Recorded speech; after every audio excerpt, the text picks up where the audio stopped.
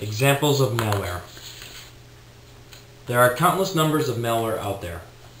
Many of them are difficult to distinguish from legitimate programs since the creators have gotten so adept at disguising the malware. The purpose of this presentation is to show you some examples of well-known malware so that you may be better prepared when confronted with a possible attack. The first known attack I would like to talk about is the Melissa virus. The Melissa virus debuted in the spring of 1999. The way that it spread is through email. Once the user opens the email and opens the attachment, the virus is activated. Once it's activated, the virus replicates and sends itself out to the top 50 people in the user's email address book. According to statements made by FBI officials to Congress, the Melissa virus wreaked havoc on government and private sector networks. Some companies even had to discontinue their email service until the virus had been contained. Over here on the right is a picture of what the virus looked like. If you look at figure number 1, you see the name J or Whipple. It may actually be from someone you know, but they don't know they sent it. The subject line will read, "Important messages from," and the name may be someone you know or may not know. The body of the email will read, "Here is the document you asked for, don't show anyone else." Once you open the attachment, which is located at number 4, that's where this nasty little bug lives, and it has the name of list.doc. That's exactly how the virus is spread. Popular copycat viruses that mimic the format of the Melissa virus are the Mad Cow, Papa, Syndicate, and the Marauder. The next form of malware I would like to talk to you about is the I Love You malware. Unlike the Melissa virus, this type of malware came in the form of a worm. However, it is similar to the Melissa virus in that it initially spread through email. The worm had a very large range of attacks. According to the antivirus program McAfee, the I Love You malware copied itself several times and hid the copies in several folders on the victim's hard drive. It added new files to the victim's registry keys. I Love You replaced several different kinds of files with copies of itself. It also sent itself through internet relay chat clients as well as email. I Love You also downloaded a file called win-bugsfix.exe from the internet and executed it.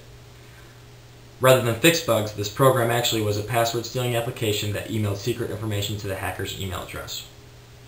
What you see on the left is an exact screenshot of what the I Love You malware looked like. Next up, we have the Code Red and Code Red 2 virus. On July 1st, 2001, more than 359,000 computers were infected with the Code Red worm in less than 14 hours. At the peak of the infection frenzy, more than 2,000 new hosts were infected each minute. The worm spread by probing random IP addresses and affecting all hosts vulnerable to the Microsoft IIS server exploit.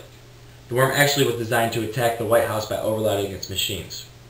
Microsoft did launch software patches that resolved their security vulnerabilities. Once patched, the original worms could no longer infect a Windows 2000 machine. However, the patch didn't remove viruses from infected computers. Victims had to do that themselves. In the picture in the top left, it actually illustrates the early, middle, and late stages in the spread of the Code Red worm. The yellow indicates the early, the middle indicates the orange, and the red indicates the late stages. This all happened on July 19th. As far as the picture number 2 is concerned, on the bottom left, this is what the front page of an infected server would look like. Sasser and Netsky are two well-known instances of malware. These two forms of malware were actually created by the same person. Sasser.e is a worm that spreads via the internet by exploiting the LSASS vulnerability in remote computers. LSASS is the local security authentication server. It verifies the validity of user logons to your PC or server. The worm restarts the computer automatically when it attempts to exploit this vulnerability. It actually infiltrates the PC as the computer is rebooting. When the computer is infected with the Sasser virus, it creates the message on the top left. The Netsky virus spreads either as an email attachment or by automatically copying itself to the Windows network shares. Upon successful execution, the Netsky virus attempts to modify various Windows registry values so that the virus is run again upon reboot. It installs a copy of itself to the root of the Windows directory and the host, as well as copies itself to local drives or network shares. This is what a potential NetSky virus would look like if you concentrate on the bottom left. Storm, or Storm virus, is another malware I would like to talk about. Storm is a newer generation of malware. It began in 2007 and is spread on an email attachment that installs a Trojan horse on a recipient's computer. However, Storm is not only a Trojan. It's kind of like a hybrid where it's a combination of a Trojan, worm, rootkit, and spam relay.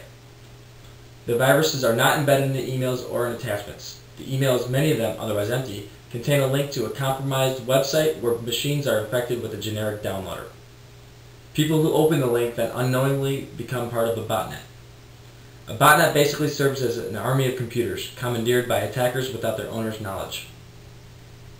Storm creates a backdoor to a computer that can be exploited later to steal data or to use the computer to post spam. Storm is mostly used for spam, stealing credit card information, and trafficking in stolen goods and fraud. However, some fear that it could be used for more malicious purposes.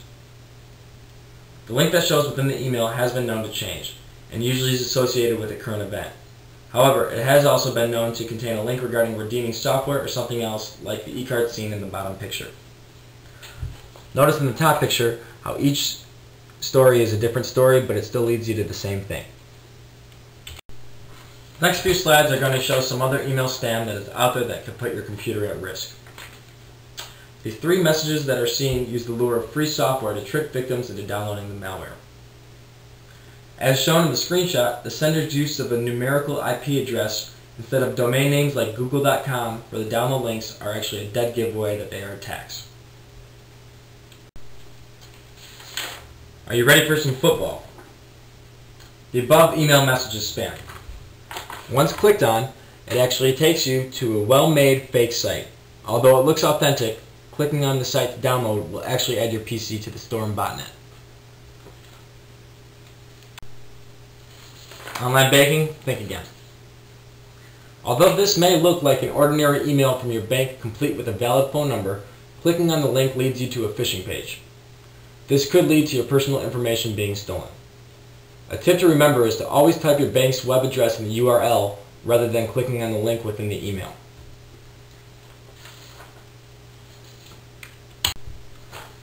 Bogus charges. This was portrayed in the opening video on the website. It is a fake charge in order to get you to click on the link. However, doing so would then take you to a phishing page that would also leave you prone to having your information stolen. Another good way to spot this is that the link, again, is an IP address rather than a domain name. Now that you have seen many different well-known attacks, as well as examples of malware attacks you may see in the future, hopefully you will be more aware of all the malware around you, and better prepared to see an attack. For more tips on how to protect yourself from an attack, watch the How to Protect Yourself presentation located below or in the sidebar. You can also click on the What is Malware presentation for a review as well.